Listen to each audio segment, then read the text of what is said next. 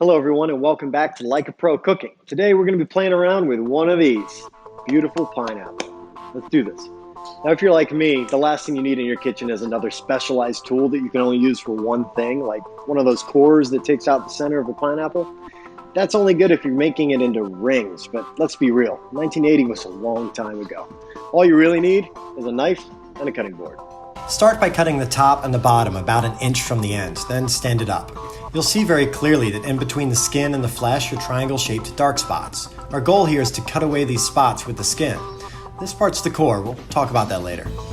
Cut just behind one of those triangles straight down the side of the fruit.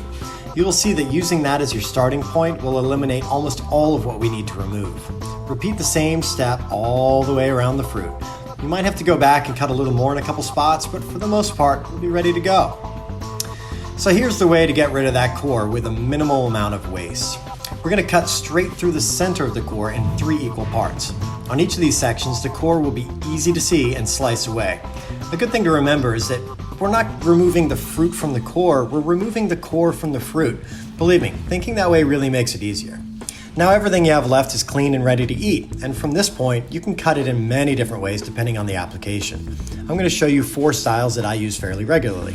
While I'm dicing away, here's something cool you might not know about pineapples. Hawaii produces 1/3 of the world's pineapples. That tiny little island chain does a lot of pineapple farming. Okay, here are the options. Dice small, like tidbits, medium dice, small strip, and half-moon slices, which are great for garnishes on island drinks.